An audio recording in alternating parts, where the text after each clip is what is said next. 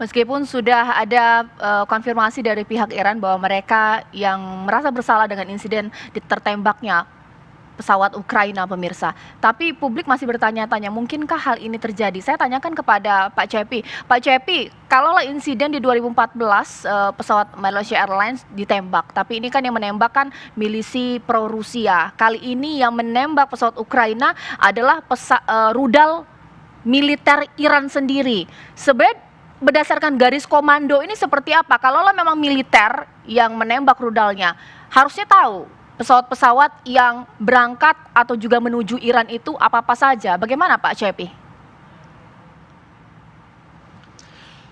Ya, saya ingin menjelaskan terlebih dahulu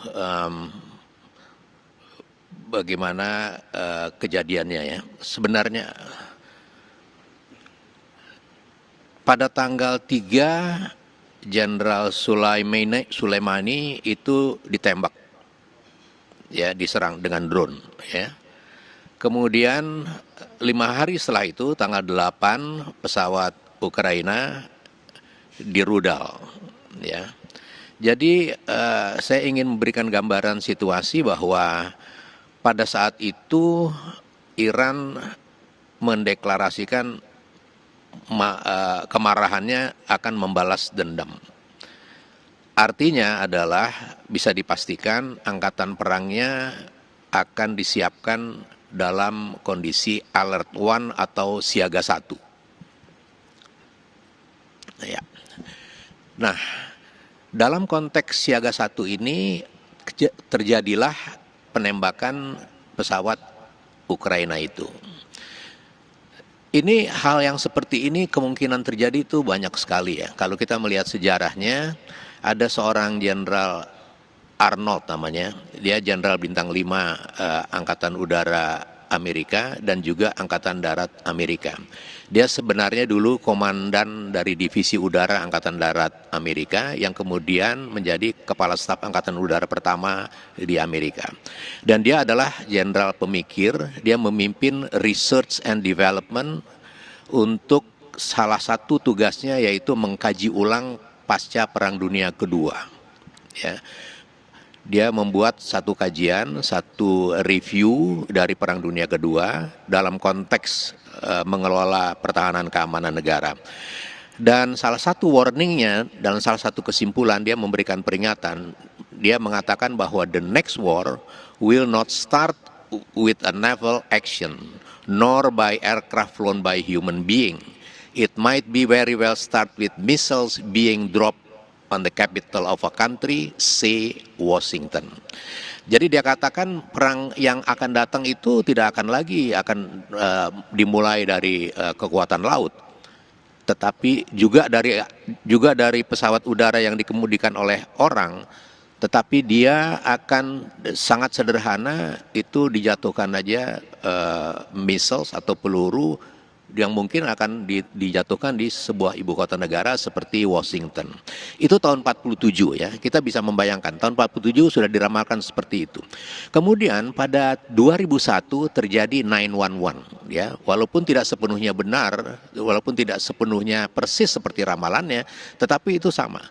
Namun ada satu hal yang terjadi pada 911 itu, ternyata yang menyerang itu bukan pesawat militer, itu adalah civil commercial airlines ya, pesawat sipil komersial.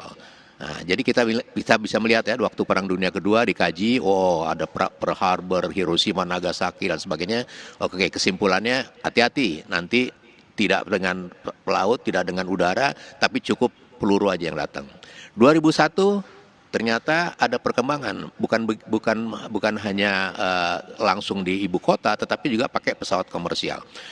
Berikutnya lagi dalam konteks pertahanan keamanan negara, dalam aspek National Air Defense System, ya, sistem pertahanan udara nasional, maka itu menjadi catatan-catatan penting bagi unit-unit pangkalan-pangkalan angkatan udara dalam konteks mengelola pertahanan udaranya. Nah, kita kembali lagi ke Iran. Bagaimana bisa terjadi seperti itu? Untuk kita ketahui, setelah 911, Amerika membentuk 2 institusi baru yang namanya Department of Homeland Security dan juga Transportation Security Administration. Mengapa itu dibentuk? Karena dia merasa tidak cukup, udah punya Pentagon, udah punya FBI, CIA, karena 911 juga terjadi. Jadi dia reorganize ya. Itu dalam kaitan sistem pertahanan keamanan negara. Dan yang paling penting di situ adalah dibentuk pula Civil Military Air Traffic Flow Management System. Jadi keterpaduan mengendalikan lalu lintas udara baik sipil maupun militer. Kenapa? Karena ternyata penerbangan sipil juga merupakan ancaman dan itu terbukti di 911. Nah, itu yang menyebabkan semua sistem pertahanan udara negara-negara yang terutama sekali negara-negara yang bergolak seperti Irak, Iran, Afghanistan, mereka akan mengkaji itu. Mereka tidak akan mentolerir ya pesawat sipil misalnya. Nah, jadi ini adalah poin-poin penting bagi sistem pertahanan. Sistem pertahanan keamanan negara, terutama sistem pertahanan udara nasionalnya. Nah, dalam konteks ini kemudian yang akan berperan yang sangat penting di situ adalah sistem pengendalian, ya, command and control system. Baik. Nah, di dalam sistem inilah kita bisa melihat di Iran itu apakah memang sudah terpadu sivil militernya dan apakah sudah mempunyai satu sistem pertahanan udara yang memang cukup canggih untuk melihat atau menghadapi tantangan yang dihadapi. Dan ada satu penting, sekali lagi saya sedikit aja, yang sangat penting dia berada pada alert 1 karena pada tanggal 3 ada serangan Jenderal Sulaimani dan tanggal 8 itulah kejadiannya. Sehingga dengan demikian maka kita patut melihat bahwa ada hal-hal yang memang harus dilihat sebagai kelemahan sistem pertahanan udara nasional Iran. Baik, ini menarik ya dikatakan oleh Pak Cepi bahwa pasca kejadian 9/11 tingkat kewaspadaan untuk pesawat-pesawat komersil begitu tinggi.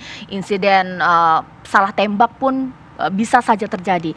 Kapten, kalau misalnya seperti itu, jadi untuk menjadi seorang pilot komersil untuk di daerah konflik, sewaktu-sewaktu bisa terjadi hal yang seperti ini. Bagaimana sih, Cap? Bisa, cuman kita kan sebelum terbang ada lihat NOTAM, Notice to Airman, ada pemberitahuan bahwa nggak boleh terbang lewat sini, dia kasih tahu. Oke. Nah, atau kalau memang ada tiba-tiba, itu akan pemberitahuan dari radar controller bahwa jangan lewat area ini, belok area ke sini. Nah, itu kayaknya pilot Ukraine, dia take off follow prosedur aja, dia nggak nyangka karena dia pesawat sipil. Dia terbang ikutin prosedur aja normal, karena tidak ada pemberitahuan sebelum terbang. Oke, jadi seorang pilot harus lewat di jalur-jalur yang memang sudah ditentukan. Mungkin tidak dia lewat jalur yang bukan seharusnya. Nah, kalau memang seperti itu, ada pemberitahuan bahwa oke, kan sebelum terbang ada dikasih ATC clearance. Ya. Jadi Anda boleh terbang, Anda terbang ke kota ini melalui airways atau jalur udara, misalkan kayak ke Palembang, Whiskey 12, flight level 280, 28.000 feet, initial, sementara kita ke ketinggian berapa dulu, baru ke 28.000. Nanti kalau enggak ada special clearance, misalkan after take off, maintain runway heading, lurus dulu. Nah, kalau memang radar control bilang, oke, follow prosedur normal, ya kita ikutin aja. Oke, apalagi itu cuma beberapa menit sebelum iya, take itu off, kira-kira mungkin 4 menit, 5 menit, 8.000 feet sekitar. Kalau gitu misalnya kemudian pernyataan yang keluar saat ini, pesawat tersebut terlalu mendekati area sensitif. Nah, ini apakah kemudian menjadi alibi pembenaran saja, ataukah memang benar katanya Pak Cepi di sini, katanya Pak Kapten Azin, nggak mungkin lah kemudian lewat area yang sensitif, lagi itu di bandara ya. Sesaat lagi nanti Pak Iwan akan jawab usai jeda berikut pemirsa di Apa Kabar Indonesia Malam. Nah, Pak Iwan, hari ini juga kita sudah membaca statement dari pemerintah Iran bahwa pesawat tersebut kenapa salah tembak karena terlalu dekat dengan area sensitif. Konteks Tehran itu sendiri atau juga bandara, daerah sensitif apa sih yang ada di sekitar bandara? Kok bandara ketika ada pesawat mau terbang, ini pesawat komersil loh, dikatakan mendekati area sensitif, bagaimana Pak Iwan? Tadi seperti dikatakan di dalam laporan itu bahwa pasukan Garda Revolusi juga berada di sekitar bandara Teheran. Lalu di sana banyak juga instalasi-instalasi yang sensitif di sekitar Teheran. Itu tersebar di seluruh kota. Nah, mungkin masalahnya bukan di situ. Karena bateri rudal Iran itu adanya 12 km di luar Teheran. Jadi ketika radar mereka menangkap ada objek dalam radar mereka yang kalau disejajarkan objek pertahanan udara itu radarnya semua objek akan sama size-nya. Jadi dia tidak bisa membedakan apa itu pesawat kecil atau pesawat besar. Yang jelas ada pergerakan. Nah, dalam situasi siaga 1, kadang-kadang komandan di lapangan itu dihadapkan kepada waktu yang sangat sempit untuk bertindak. Apakah pull the trigger atau tapi kan kalau objeknya itu sudah terbang dan menurut penilaian di lapangan sudah imminent merupakan ancaman, dia harus mengambil suatu keputusan. Oke. Cap, kalau pesawat komersil berarti tidak bisa mendeteksi adanya serangan atau juga atau juga rudal yang mendekat pesawatnya, begitu ya? Tidak, kalau pesawat komersil tidak ada, tapi untuk pesawat tertentu, misalnya pesawat VIP, VVIP ada. Istilahnya anti rudal lah. Jadi kalau ada rudal datang, ada keluar sesuatu, jadi rudal ngikutin itu. Tidak akan kena pesawat. Nah, ini kan pesawat komersial. Dan dia sudah ikutin prosedur yang ada, take off dari Teheran, Bandar Udara Behrabat ya. Ganti Khomeini sekarang. Nah, take off dari situ, ikutin prosedur, kemudian tiba-tiba ada rudal yang nembak, ini malam lagi Pak ya. Jadi dari di radar nggak bisa, di radar cuma bisa monitor cuaca atau ada pesawat lain yang muncul. Paling kita itu lihat ya Cap, ini jenis pesawat yang ditembak rudal Iran yakni Boeing 737-800 Next Generation. Saya bawa itu juga. Next Generation dengan jumlah 9 kru pesawat, 167 penumpang, 82 warga Iran, 63 warga Kanada, 11 warga Ukraina, 10 warga Swedia, 7 warga Afghanistan, 3 warga Inggris pemirsa. Kemudian kita lihat ini dia pemirsa, ini jarak tembak 8 mil, 2 rudal dengan ketinggian pesawat 6.000-2.400 meter. Tapi kalau dari gambar tadi tuh sempat berbalik. Jadi ternyata ketika ditembakkan untuk pesawat Boeing tadi tidak bisa kemudian membuat langsung mati sistemnya, masih bisa untuk berupaya balik. Bagaimana sih? Kalau sudah kena terbang itu aja komunikasi tidak ada karena pilotnya sudah nggak bisa calling apa-apa lagi, ada emergency atau apa, misalkan mayday. Ini tidak ada komunikasi, langsung aja meledak. Jenis rudal yang ditembakkan yakni rudal 9M331 Tor M1 dengan berat 34 ton, kecepatan 65 km. Dan juga ada spek rudal 9M331 dengan berat 167 kilo dan kecepatan luncur 850 meter per detik. Wow. Saya tanya kepada Pak Cepi. Pak Cepi, sebenarnya kalau garis komando untuk menembakkan sebuah rudal itu pucuk pimpinan yang bisa menentukan ditembakkan rudal itu siapa Pak Cepi? Ya, saya kasih gambaran lagi ya. Ini kita bicara tentang sistem pertahanan udara, ya, sistem pertahanan udara. Setelah 911 itu, ya, Amerika membentuk atau menyatukan Civil Military Air Traffic Flow Management System. Itu diikuti oleh beberapa negara. Australia beberapa tahun yang lalu juga dia membangun sistem yang baru. Karena ternyata di 911 itu pesawat sipil juga bisa menjadi ancaman. Sebaliknya juga pesawat sipil itu juga bisa menjadi satu hal yang harus dihindari dalam konteks ini mungkin ya. Artinya adalah keterpaduan dari pengelolaan air traffic di sebuah kawasan itu harus dipadukan antara military air traffic dengan civilian air traffic. Perpaduan ini tidak mudah ya. Mengapa? Karena radar yang digunakan itu berbeda. Aviation safety radar dengan air defense radar itu sangat berbeda ya. Itu sebabnya maka dia akan juga banyak berpengaruh dalam bagaimana sistem itu dijalankan dan berpengaruh pula dalam command and control ya. Dalam keadaan yang biasa itu radar sipil sendiri, radar pertahanan udara sendiri ya. Memang ada upaya-upaya menyatukannya dengan berbagai sistem, tapi keterpaduan itu selama tidak dipadukan dalam satu wadah yang benar, dalam satu wadah, dalam satu sistem yang bisa bergulir bersama, maka itu akan menghadapi banyak kesulitan atau tantangan bagi terutama pihak yang menyelenggarakan sistem pertahanan udara. Karena dia sangat berbeda, sekali lagi sangat berbeda dengan sistem deteksi pesawat-pesawat sipil. Sistem pertahanan udara itu dia ada tahapan-tahapan yang dia harus ikuti dan itu adalah langkah-langkah yang memang merupakan standard procedures. Misalnya dia mendeteksi, dia harus mengidentifikasi, Dari identifikasi dia harus menentukan apakah dia akan mengambil tindakan atau tidak. Deteksi, identifikasi, destruction ya, di identification, detection, identification, destruction. Langkah-langkah ini merupakan satu sistem baku dari sistem pertahanan udara nasional. Tetapi dia berada di dalam sistem yang lebih besar lagi, sistem pertahanan keamanan negara.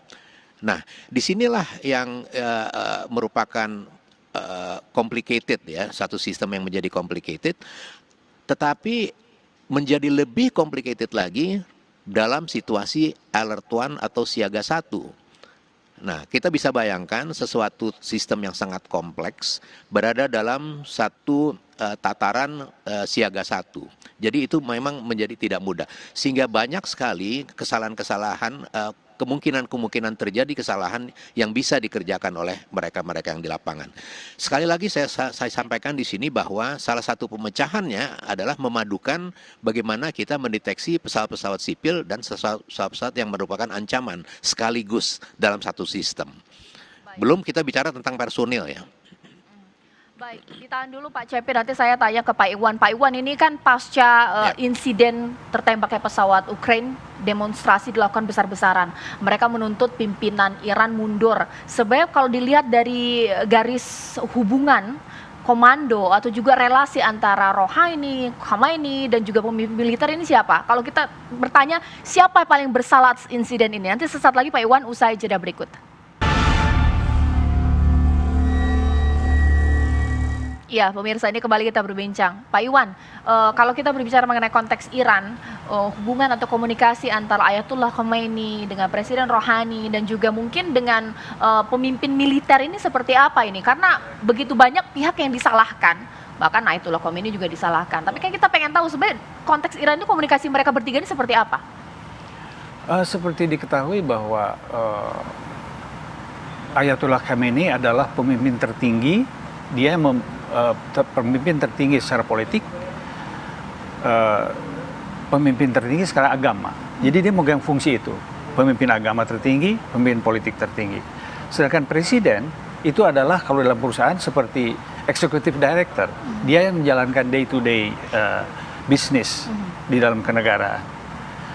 Dalam hal-hal yang prinsipil dan menyangkut ideologi negara, itu harus supreme leader yang menjadi.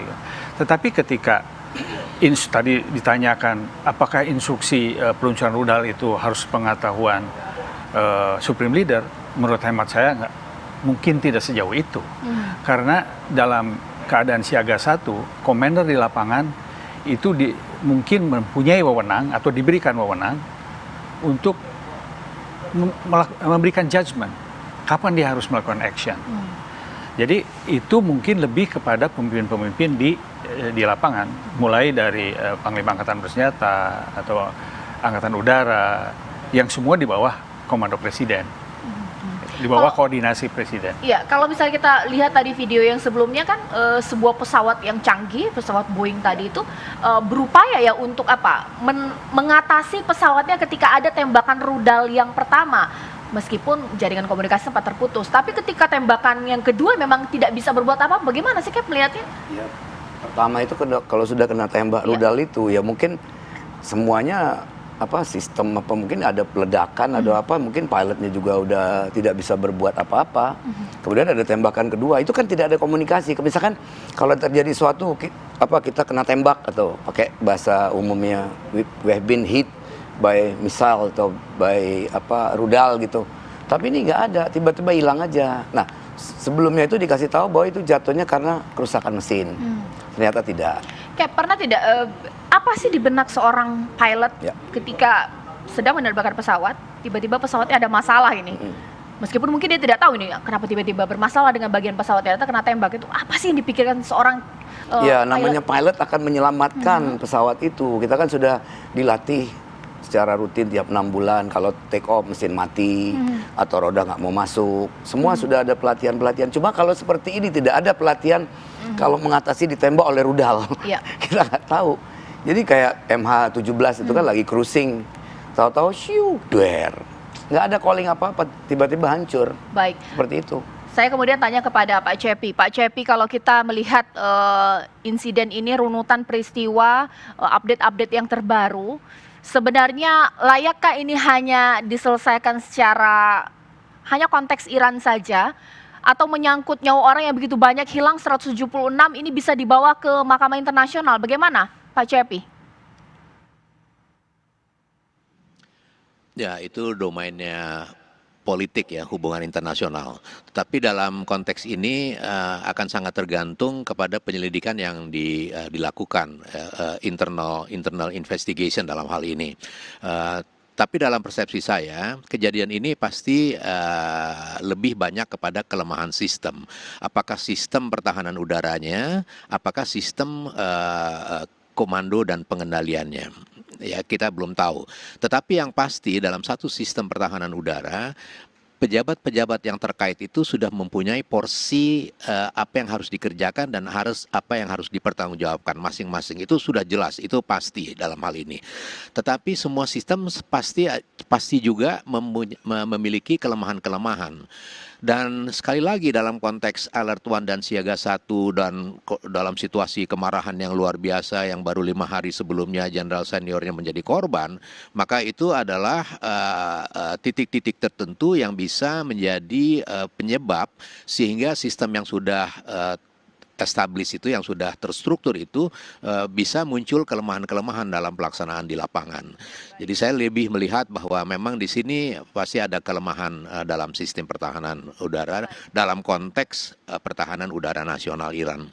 Ya, terima kasih Pak Cepi. Terakhir Pak Iwan, kalau misalnya melihat konteks seperti ini, yang seharusnya diselesaikan oleh pemerintah Iran ini apa? Karena politik dalam negeri juga bergejolak dengan aksi demo menuntut pemerintah Iran untuk mundur, tapi juga konfrontasi dengan Amerika Serikat ini bagaimana Pak Iwan? Menurut saya memang pemerintah Iran harus strike the balance. Nah sekarang dengan ditangkapnya 30 yang dianggap menjadi biang keladi dari peristiwa ini, itu untuk menunjukkan, memberikan signal bahwa Iran adalah serius dalam memanage hubungannya dengan misalnya ada Amerika dan international community yang lain. Oleh karena itu kita mungkin sebaiknya menunggu hasil investigasi ini bagaimana, sehingga di situ bisa kita tangkap bahwa betul-betulkah Iran ingin menyelesaikan masalah ini. Baik, terima kasih. Lalu bisa kelihatan kaitannya. Terima kasih Pak Iwan, kita tunggu ya hasil investigasi dan juga Cap. Terima kasih Cap. Terima kasih, Mbak Ini menjadi akhir Apa Kabar Indonesia Malam. Saya Caca Anissa. Terima kasih, sampai jumpa.